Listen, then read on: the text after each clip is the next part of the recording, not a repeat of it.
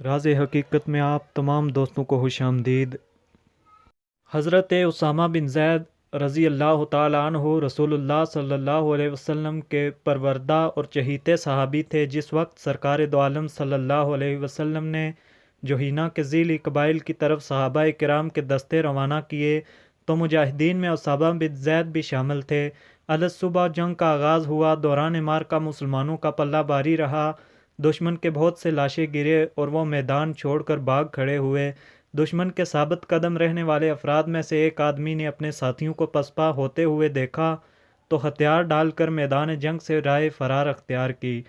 حضرت اسامہ بن زید رضی اللہ تعالیٰ عنہ نے اپنے انصاری ساتھی کے ہمراہ اس کا تعقب کیا اور راستے میں ایک درخت کے قریب اسے جا لیا۔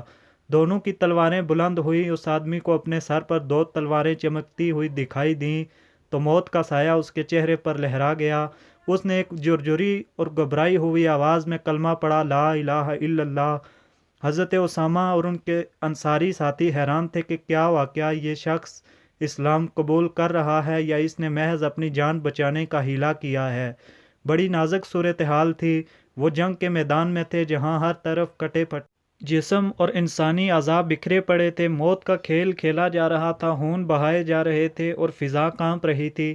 آدمی ان کے سامنے تھا اور وہ دونوں حیرت اور پریشانی کی تصویر بنے اسے تک رہے تھے۔ پوری فیصلے کا وقت تھا۔ ایک لمحے کی تاخیر بھی ناقابل برداشت تھی۔ کسی بھی لحظہ کوئی تیر آ سکتا تھا اور ان دونوں کے جسموں کو چیرتا ہوا نکل جاتا۔ بیٹھ کر سوچنے اور معاملے کی نزاکت پر غور و فکر کرنے کا موقع نہ تھا۔ فوری فیصلے کا وقت تھا۔ ایک لمحے کی تاخیر بھی ناقابل برداشت تھی۔ کسی بھی لحظہ کوئی تیر آ سکتا تھا جو ان دونوں کو چیرتا ہوا نکل جاتا۔ بیٹھ کر سوچنے اور معاملے کی نزاکت پر غور و فکر کرنے کا وہاں موقع نہ تھا۔ چنانچہ انصاری نے تو اپنی تلوار ہٹا لی، لیکن اسامہ بن زید نے یہ سوچ کر کہ اس شخص کا اسلام قبول کرنا ایک حیلے کے سوا کچھ نہیں، تلوار کا ایک ہی وار کیا اور اس شخص کو موت کے گھاٹ اتار دیا۔ مسلمان فتح حاصل کرنے کے بعد خوشی خوشی مدینہ لوٹ آئے۔ اسامہ بن زید رسول اللہ صلی اللہ علیہ وسلم کی خدمت میں حاضر ہوئے اور معرکہ کی روایات بیان کرنے لگے۔ اس دوران انہوں نے اس آدمی کے اسلام لانے کا واقعہ بھی بیان کیا۔ معرکے کی کارروائی سے آیا تھا کہ مسلمانوں کو شاندار فتح نصیب ہوئی ہے۔ سرکار اقدس صلی اللہ علیہ وسلم نہایت توجہ سے اسامہ کی باتیں سن رہے تھے اور آپ صلی اللہ علیہ وسلم کا چہرہ مبارک وفور مسرت سے دمک رہا تھا۔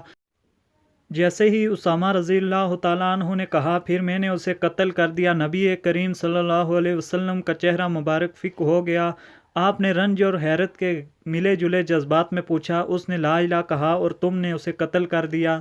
اسامہ رضی اللہ تعالیٰ عنہ نے عذر پیش کیا، یا رسول اللہ، اس نے یہ دل سے نہیں کہا تھا بلکہ اس نے موت کے ڈر سے کلمہ پڑھا تھا۔ رحمت عالم صلی اللہ علیہ وسلم کا پھر وہی سوال تھا، اس نے لا الہ کہا اور تم نے اسے قتل کر دیا، تم نے اس کا دل چیر کر کیوں نہ دیکھ لیا کہ وہ یہ بات دل سے کہہ رہا ہے یا اسلحے کے خوف سے؟